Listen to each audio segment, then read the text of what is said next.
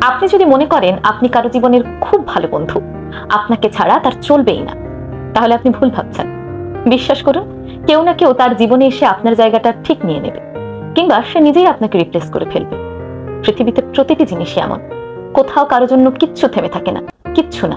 হয়তো সাময়িক কষ্ট হয়, মেনে নিতে বা মানিয়ে নিতে কিছুটা সময় লাগে, তবে কারোর জন্য কিচ্ছু আসলে অপেক্ষা করে না।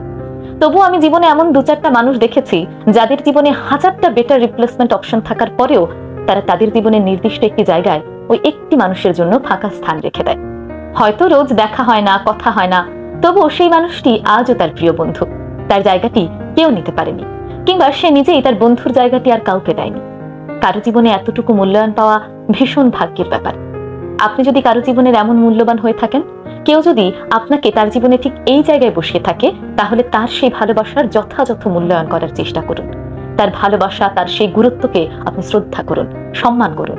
তার সেই ভরসা এবং বিশ্বাস বজায় রাখার চেষ্টা করুন, কারণ আপনি সেই ভাগ্যবান মানুষ যে কারো জীবনের সবচেয়ে ভালো বন্ধু হতে পেরেছেন, কিংবা কারো জীবনের ভালোবাসার মানুষ হতে পেরেছেন। সবাই কিন্তু এই জায়গাটি পায় না। বিশ্বাস করুন, আপনি খোঁজ নিয়ে দেখুন, সবাই এমন মূল্য, গুরুত্ব সবসময় পায় না। তার মানে আপনি ভীষণ ভাগ্যবান, আর তাই সেই মানুষটিকে মূল্যায়ন করুন।